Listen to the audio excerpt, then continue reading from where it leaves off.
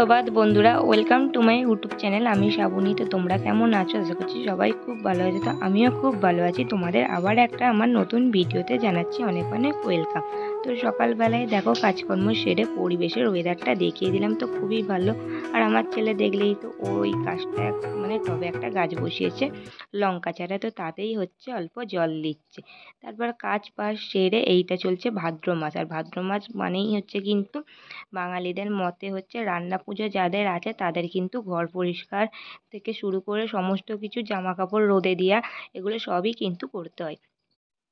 আকাশের দিকে চোখ গেল, দেখলাম আজকে কিন্তু রোদ বেরিয়েছে, তাই কিন্তু ভাবলাম আজকে কিন্তু এগুলো রোদে দিয়েই দিতে হবে। এই যে প্রথমে বালিশগুলো আর হচ্ছে এই যে বালাপোশটা আছে বিছানায় বেছানো, সেটাও কিন্তু হচ্ছে আমি রোদে দেবো।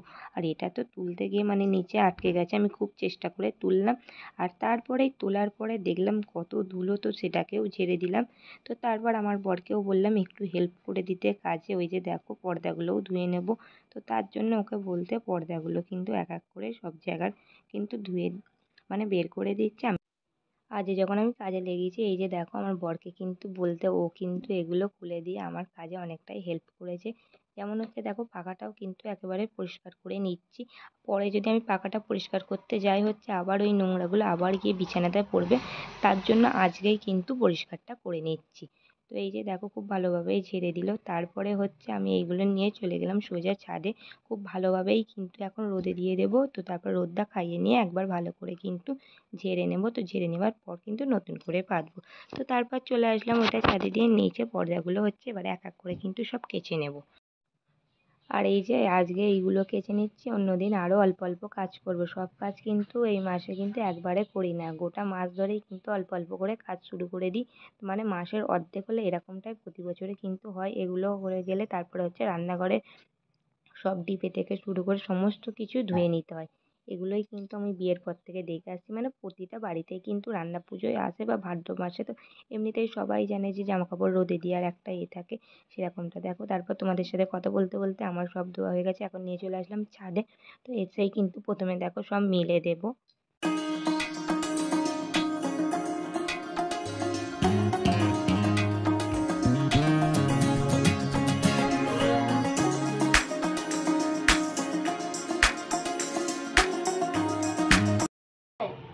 হারাবে বুঝবে আচ্ছা না, টাটা।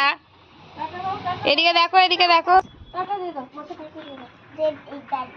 যাও গিয়ে অন্যায় করবি না, লাফালাফি একদম করবি না। নিয়ে গেল স্কুলের গাড়িতে তুলে দিতে, আর আমি এখানে দাঁড়িয়ে আছি। আর এই যে দেখো পর্দাগুলো নিচে দিয়েছি সব, আর ওপরে কিছু জামা কাপড় দিয়ে এসেছি। যেমন কম্বলটা, যেহেতু ওয়েদার রোদ ছিল সকালবেলার, এখন দেখি ওয়েদার আবার খারাপ। তো যাই হোক, একটা এখন দাঁড়িয়ে আছি বলে একটা জিনিস দেখবো, দাঁড়াও তোমাদের সেই জিনিসটা দেখাও। দেখো এটা হচ্ছে হলুদ ফুল গাছ, আমাদের কত বড় বড় হলুদ গাছ হয়েছে দেখো। তো মা সকালে বললো যে হলুদ ফুল হয়েছে, তো হলুদ ফুল যেহেতু দেখিনি, তো সেই জন্য দেখলাম। আর গাছটা খালি দেখো কত হলুদ গাছ। এতে কিন্তু খুব ভালো হলুদও হয়, কিন্তু এই পাতাটা শুকিয়ে গেছে বলে এরকম লাগছে। এই যে এবার দেখো, ছেলেকে দিয়ে আসুক, আমি টুকটুক করে কাজগুলো করে নিই। যেমন এই যে দেখো আমার ছেলের দুধটা গরম বসিয়ে দিলাম, গরমটা হোক। আর এদিকে হয়েছে এই যে দেখো, এটা কুমড়ো শাক, কুমড়ো দিয়ে আর হচ্ছে শাক দিয়ে তরকারি মা বানিয়েছে, খুব ভালো খেতে লাগে কুমড়ো শাক।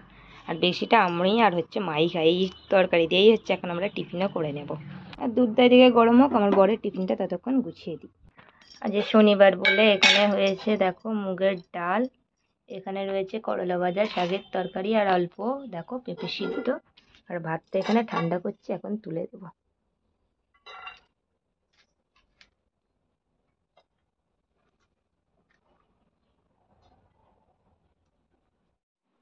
ঘড়িতে 11:30 বেজে গেছে, তখন দেখি আমাদের এই যে দেখো ঘরের পর্দাগুলো শুকিয়েও গেছে, সেই জন্য ভাবলাম এগুলো নিয়ে যাই, নিয়ে এখনই কিন্তু লাগিয়ে দিই। এখন যেহেতু সব কাজ আমার শেষ, সেই জন্য বসে থাকতে থাকতে ভাবলাম এই কাজগুলোও করে নেওয়া যাক। তো সেই জন্য দেখো সব পর্দাগুলো কিন্তু আমি লাগিয়ে দিচ্ছি।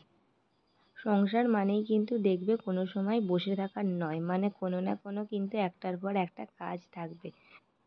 আর বিয়ের পর থেকে কিন্তু মেয়েদের জীবন সত্যিই পুরোই আলাদা হয়ে যায়। বিয়ের আগের লাইফ পুরো আলাদা আর বিয়ের পর লাইফ পুরো আলাদা। বিয়ের আগে কিন্তু মনে হতোই না যে কোনো কাজ করি, যেন সবসময় মনে হতো বসে থাকি এগুলো। তো কিন্তু এখন কিন্তু মানে বিয়ের পর থেকে মনে হয় না যে বসে থাকি, কিছু না কিছু যেন কাজ করতেই হয়। তারপর দেখো এই যে আমার এখন এইগুলো সব পর্দা লাগানো দেখতেই পাচ্ছ কমপ্লিট হয়ে গেছে। তারপর এখন আমি দেখো দরজাটা পরিষ্কার করে নিচ্ছি, কিন্তু পরিষ্কারের জন্য কিন্তু একটু কলিনি নিচ্ছি, একটু হচ্ছে কেরোসিন তেল দিলে ভালো হয়, কিন্তু এখন যেহেতু কলিনটাই আমার কাছে আছে সেটা দিয়েই দেখো প্রথমে দিয়ে দিলাম। তো দেওয়ার পর একটু ওই যে কাপড়টা দিয়ে মুছে সেই কাপড়েও অল্প দিয়ে দিয়েছি। তো দেওয়ার পর কিন্তু সুন্দর করে মুছে দেওয়ার পর আর আমাদের ঘর যেহেতু রাস্তার ধারে তো কিছুদিন ছাড়া ছাড়াই কিন্তু পরিষ্কার করে দিই, তবুই কিন্তু যতই পরিষ্কার করি না ঠিক নোংরাগুলো উড়ে এসে কিন্তু লেগে যায়। এখন বাজে 3:30, আমার ছেলে হচ্ছে আসছে স্কুল থেকে, মা ওকে আনতে গেছে। দাঁড়াবো কিভাবে আসে দাঁড়াবো। এই শোন, ওই যে আমার ছেলে আসছে এখন ছুটে ছুটে। এসো এসো এসো আমার কাছে এসো এসো। এই যে দেখো চলে আসলো। স্কুলে কাছে হচ্ছিল, হ্যাঁ খাইয়ে নিয়ে আসলাম হচ্ছে ওপরে, ওকে খাওয়ানো হয়ে গেছে। এবার হচ্ছে ওকে দেখো একটুখানি ঘুম পাড়িয়ে দেবো, তো হচ্ছে একটু ঘুমিয়ে নিয়ে এবার রেস্ট করবো। তো আমার বর এখন কাজ থেকে চলে এসেছে, ওর জন্য দেখো আমি এখন চা বসিয়ে দিয়েছি। আর চাটা হয়ে গেলে কিন্তু খেয়ে আবার বেরিয়ে পড়বো, কিন্তু ছেলের কাশি হচ্ছে, ওকে নিয়ে হচ্ছে যাব ডক্টরের কাছে। তো সেই জন্য কিন্তু আমি রেডি হয়ে গেছি, ওই মাত্র আসতেই কিন্তু চাটা খেয়েই কিন্তু বেরিয়ে পড়বো। এই ওয়েদারটা এতই খারাপ যাচ্ছে, কিন্তু সবারই কিন্তু জ্বর সর্দি ঠিক কিন্তু লেগেই আছে, আর আমার ছেলের একটুতেই কিন্তু ঠান্ডাটা লেগে যায়।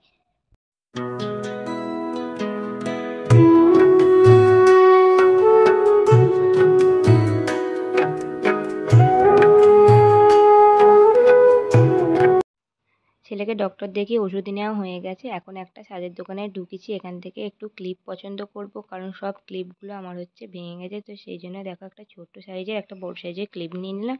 আর এখান থেকে আমার ছেলের হচ্ছে পেন্সিল পছন্দ হয়েছে, সেই জন্য দেখো ওই পেন্সিলটা পছন্দ করে নিয়ে নিল। তো তারপর ওখান থেকে চলে আসলাম। আজকে যেহেতু শনিবার, তো আমার বর কিন্তু প্রতি শনিবারে বড় বাবার কাছে পুজো দিতে আসে, তো সেই জন্য আজকেও ছেলেকে ডাক্তারখানায় দেখিয়ে এসেই কিন্তু রান্নাঘরে চলে এসেছি। আর আমার ছেলের জন্য এইখানে দেখো ম্যাগি বসিয়ে দিয়েছি। ও তো তেমন কাশি হচ্ছে বলে কোনো কিছু খেতে চাইছে না, ম্যাগিটা যেহেতু খেতে ভালোবাসে সেই জন্য অল্প পরিমাণে ম্যাগি বসিয়েছি। তো ওটা খাইয়ে দিলে তারপরে এক এক করে ওষুধগুলো সব খাইয়ে দেবো। তো দাঁড়াও আগে ম্যাগি। আর এদিকে এই মাত্র দেখো দুধ দিয়ে গেল, তো রাতে যে দুধটা খাই তো এই মাত্র দিয়ে গেল। এখন দেখো ম্যাগিটা কিন্তু হয়েই এসেছে, আর খুবই কম পরিমাণে কিন্তু মশলা দিয়ে ওকে সবসময় কিন্তু আমি ম্যাগিটা বানিয়ে দিই একদম না দেওয়ার মতো। তো তারপর দেখো আজকে রাত্রিরে খাবো হচ্ছে এই যে কুমড়ো শাকের তরকারি, আর তার সঙ্গে দেখো খিচুড়ি। তো আজকের ভিডিওটা এখানেই শেষ করছি। শুভরাত্রি সবাই।